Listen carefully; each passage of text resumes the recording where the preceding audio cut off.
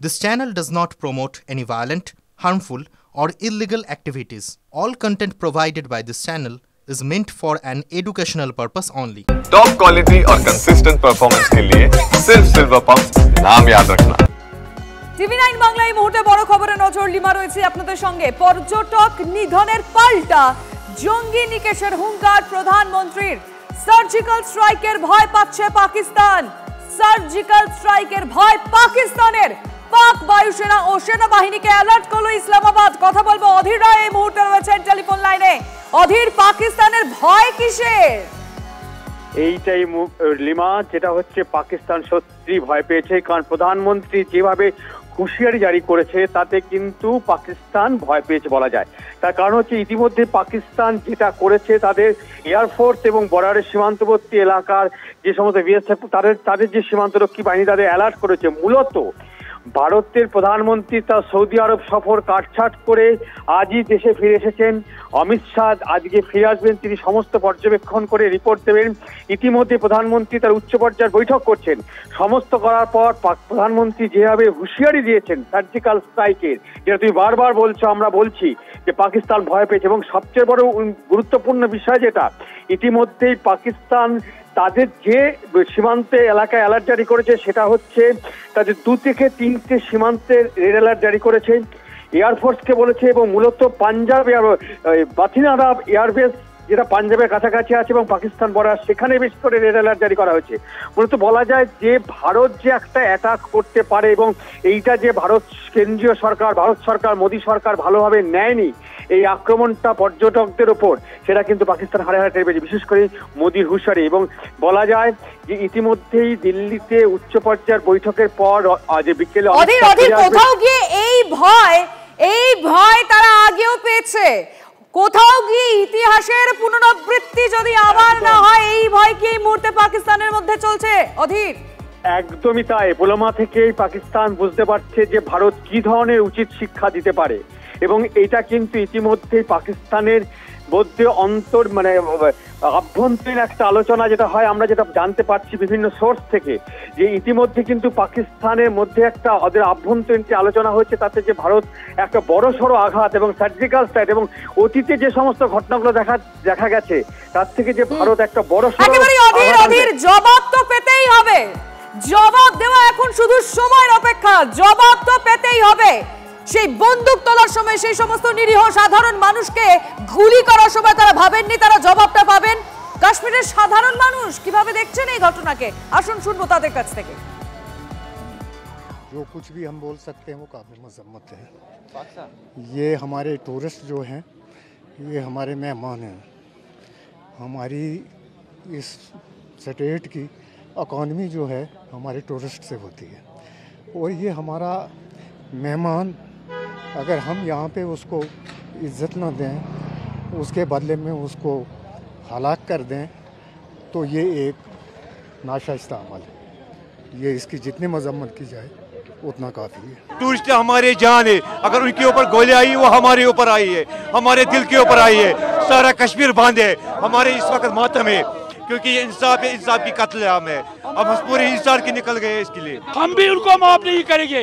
अब हम चौंक उठे, आंखें खुली हो गई, हमको पता है क्या हो रहा है, कौन कर रहा है हमारे मुल्क पर, हमारे घर पर। आंखें मत दिखाइए, आंखें मत दिखाइए, हम वो आंखें निकालेंगे, हम वो आंखें निकालेंगे।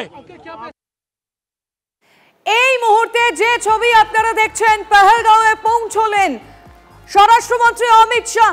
এই মুহূর্তে একেবারে ঘটনাস্থল, যেখানে একের পর এক নিরীহ মানুষকে, ভারতীয় হিন্দুদের তাদের ধর্ম জিজ্ঞেস করে গুলি চালানো হয়েছিল। 28 জনের মৃত্যু হয়েছে। সেই জায়গায় একেবারে স্পটে পৌঁছলেন অমিত শাহ এই মুহূর্তে। আমাদের রিপোর্টাররা পৌঁছে গিয়েছেন, টিভি9 বাংলার 8 জন রিপোর্টার এই মুহূর্তে রয়েছেন পেহেলগাঁও থেকে। সরাসরি সেখানকার ছবি আপনাদের জন্য তুলে ধরবেন জ্যোতির্ময় কর্মকারের সঙ্গে আমরা এই মুহূর্তে যোগাযোগ করার চেষ্টা করব। জ্যোতির্ময়, দেখো, ইতিমধ্যেই কেন্দ্রীয় স্বরাষ্ট্রমন্ত্রী অমিত শাহ তিনি ঘটনাস্থল অর্থাৎ যেখানে গ্রাউন্ড জিরো সেই জায়গায় তিনি পৌঁছে গিয়েছেন। এই জায়গাতে আজকে সকাল থেকে এনআইএ তদন্তকারী অফিসাররা, সেনাবাহিনীর শীর্ষকর্তারা এবং আইবি শীর্ষকর্তারা তারা প্রত্যেকে উপস্থিত ছিলেন। যে বিষয়টি নিরূপণ করার এই মুহূর্তে চেষ্টা চলছে তা হচ্ছে যে জায়গাতে এই ঘটনা ঘটেছে সেখানে কিভাবে জঙ্গিরা এলো তার কারণ।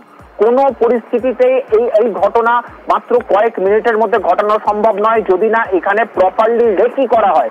এবং সেখান থেকে একটা বিষয় স্পষ্ট হচ্ছে যে সুনির্দিষ্ট একটি টেরর মডিউল যেমন রয়েছে, তার পাশাপাশি স্থানীয় একটি টেরর নেটওয়ার্ক কাজ করেছে, বিচ্ছিন্নতাবাদী শক্তি কাজ করেছে, যারা এই প্ল্যাটফর্ম তৈরি করে দিয়েছে তাদেরকে শুধুমাত্র সহযোগিতা করেনি, শুধুমাত্র ইনফরমেশন দেয়নি, ঘটনা ঘটার পরে তারপরেই যাতে তারা বেরিয়ে যেতে পারে সেই এসকেপ রুটের যাবতীয় ট্র্যাক পর্যন্ত তারা তৈরি করে রেখেছিল।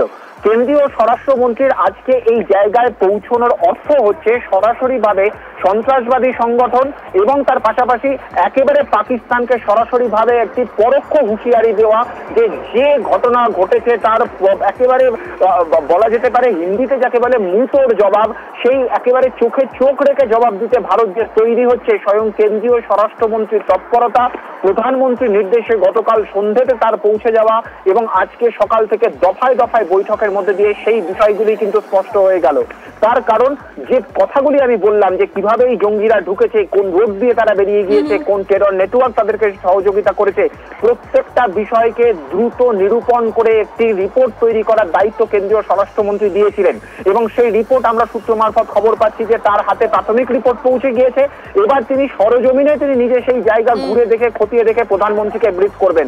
অর্থাৎ যেভাবে ঘটনা ঘটেছে তার একেবারে তলানিতে, তার একেবারে মূল সূত্রে পৌঁছে যেতে যে অত্যন্ত তৎপরতা দেখানো হচ্ছে স্বয়ং কেন্দ্রীয় স্বরাষ্ট্রমন্ত্রীর এই গ্রাউন্ড জিরোয় পৌঁছে যাওয়ার মধ্যে দিয়েই কিন্তু সেই বিষয়টা প্রমাণ হয়ে যাচ্ছে। একেবারে জ্যোতির্ময়, কেউ বসে নেই, এই মুহূর্তে দাঁড়িয়ে সরাসরি সেই ছবি আপনাদেরকে দেখাচ্ছি, কোনো সময় নষ্ট নয়।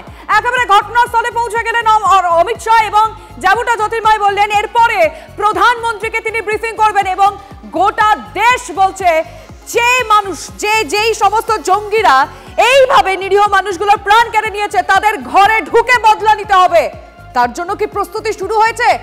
প্রস্তুতি হয়তো শুরু হয়ে গেল, তার কারণ জঙ্গি নিকেশ হবে কিভাবে, পদক্ষেপ কি হবে।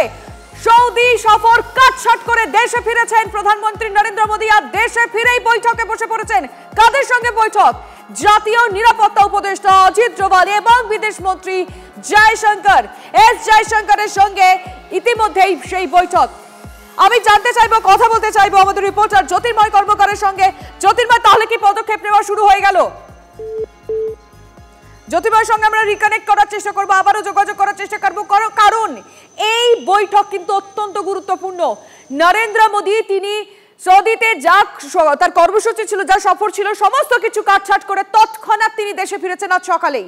দেশে ফিরেই কিন্তু তিনি এস জয়শঙ্কর এবং অজিত ডোভালের সঙ্গে বৈঠকে বসে পড়েছেন। আর তার মধ্যেই আরেকটা ছবি আপনারা দেখতে পাচ্ছেন, দুটো ছবি আপনাদেরকে দেখাচ্ছি এই মুহূর্তে। এই দুটো ছবি কতটা ইম্পর্টেন্ট আমাদের দেশের জন্য, কতটা গুরুত্বপূর্ণ এই দুটো ছবি শুধু বোঝা যাচ্ছে।